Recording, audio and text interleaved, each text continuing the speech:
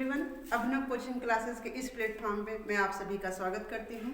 आशा करती हूँ कि आप लोग अच्छे होंगे, स्वस्थ होंगे और मस्त होंगे। जैसा कि फ्रेंड्स, इसके पहले की क्लास में हमने आपको बताया था मेटाबॉलिज्म के बारे में, यानी कि उपापचय के बारे में। जैसे कोई भी भोज्य पदार्थ आपका होता है वो अपने शरीर में आप उस अपने अंदर लेते हैं, उसका टूटना, इसके बाद स्वतः पोषक तत्वों का निर्माण होना या अस्थियां, ब्लड, वसा का निर्माण होना जो कहलाता है, आपका क्या कहलाता है, तो उपापचय होता है। आज फ्रेंड्स हम ऐसे टॉपिक के बारे में चर्चा करेंगे जो आपके शरीर की आधारशिला होती है। जैसे कौन सा होता है मुख्यतः, वह होता है आपका प्रोटीन। तो देखते हैं फ्रेंड्स, प्रोटीन, ये प्रोटीन क्या होता है? ये शरीर की आधारशिला होती है, यानी शुरुआती ही जिसको हमें मदद मिलती है वो क्या होता है, आपका प्रोटीन होता है। यानी हमारा पूरा शरीर किसका बना होता है? प्रोटीन। अगर कहा जाए तो जल के बाद दूसरे नंबर पे आपका कौन सा पोषक तत्व आता है, तो होता है प्रोटीन। जैसा कि हम देख सकते हैं कि प्रोटीन की खोज किसने किया था, तो आपके मुल्डर महोदय ने। मुल्डर महोदय एक रसायन शास्त्री थे। इन्होंने क्या किया था? प्रोटीन की खोज सन 1838 ईस्वी में किया था। जो आपका प्रोटीन होता है फ्रेंड्स, वह एक ग्रीक भाषा का शब्द होता है। वह शब्द कौन सा होता है? आपका प्रोटियास। क्या होता है आपका? प्रोटियास। यानी हम कह सकते हैं कि जो आपका प्रोटीन शब्द है ये ग्रीक भाषा के प्रोटियास शब्द से बना है, जिसका अर्थ क्या होता है? सबसे पहले आना, यानी जो सबसे पहले आया उसको क्या? प्रोटियास। ठीक है, इसका अर्थ होता है सबसे पहले आना। और हमारा शरीर क्या है? प्रोटीन से बना ही होता है, इसलिए कहा गया कि ये जो होता है सबसे पहले आया हुआ होता है। हम देखेंगे फ्रेंड्स, जो प्रोटीन होता है आपका, इसका रासायनिक संरचना क्या होता है, यानी किस किस चीज से मिलके ये बना होता है। तो सी कार्बन, एच हाइड्रोजन, ओ आपका ऑक्सीजन, एन आपका नाइट्रोजन और एस फॉर आपका सल्फर हो गया। देखते हैं फ्रेंड्स, कार्बन प्रोटीन में कितने प्रतिशत होता है, तो आपका 50% होता है। हाइड्रोजन कितने प्रतिशत होता है, तो आपका 7% होता है। ऑक्सीजन प्रोटीन में कितने प्रतिशत होता है, तो आपका 32% होता है।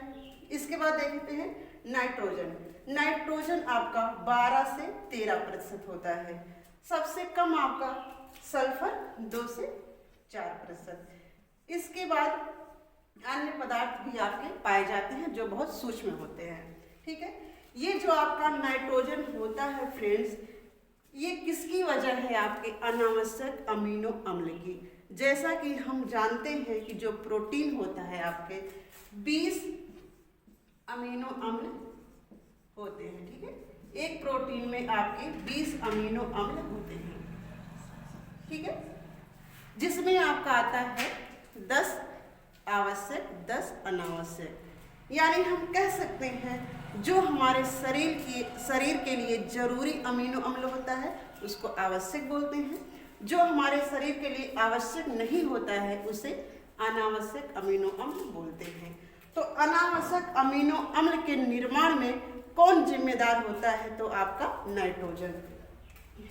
अगर प्रोटीन में ये नाइट्रोजन नहीं होता तो हमारे शरीर में अनावश्यक अमीनो अम्ल का निर्माण नहीं होता।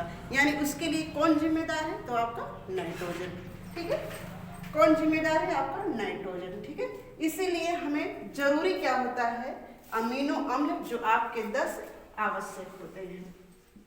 ठीक है, जो 10 आपके आवश्यक अमीनो अम्ल होते हैं। तो फ्रेंड्स, हमने आपको बताया कि 10 आवश्यक और 10 अनावश्यक। आगे हम देखते हैं शरीर में अमीनो अम्ल। शरीर में जो आपका अमीनो अम्ल होता है वो 35 से 65 ml होता है प्रति 100 ml ब्लड में। ठीक है, 100 ml ब्लड में हमारा 35 से 65 ml आपका अमीनो अम्ल उपस्थित होता है। आगे देखते हैं, शुष्क वजन का आधा भाग आपका प्रोटीन का बना होता है। जैसा कि हम देख लेते हैं, आपका 1/3 भाग 1/3 भाग आपके मांसपेशियों में प्रोटीन, 1/5 भाग आपके अस्थियों में, 1/10 भाग आपके त्वचा में होता है। शेष अन्न आपके ऊतक, लसिका, रक्त श्लेष्मिक एंटीबॉडीज में होता है। एंटीबॉडीज, रक्त श्लेष्मिक तरल क्या होता है, इसको हम अगली क्लास में बताएंगे विस्तृत बारे में। से ऊतक जो आपका होता है, आपको पता है इसकी जो कोशिकाओं से मिलकर यानी कोशिकाओं का समूह जो होता है उसको ऊतक बोलते हैं। और हम देखते हैं फ्रेंड्स, अगर हमारे शरीर में प्रोटीन की कमी होती है तो उसका लक्षण क्या होता है, पेम। पेम में हमारे 2 रोग आते हैं, आपका एक क्वाशियोरकर होता है, एक आपका मैरस्मस होता है। यानी त्वचा में या ऊतकों, हम कह सकते हैं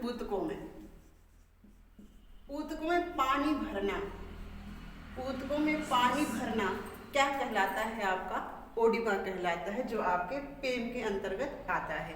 ठीक है, ओडिमा यानी ऊतकों में पानी भरना क्या कहलाता है, आपका ओडिमा। ठीक है, पेम में आपके क्वाशियोरकर और मैरस्मस होता है, ये 2 रोग पाए जाते हैं। जो आपका क्वाशियोरकर होता है वह होता है प्रोटीन की कमी से, ठीक है, और क्वाशियोरकर होता है वो भी आपकी प्रोटीन की कमी से होता है। तो फ्रेंड्स, अगली क्लास में हम आपको बताएंगे 10 अनावश्यक और 10 आवश्यक अमीनो अम्ल के बारे में।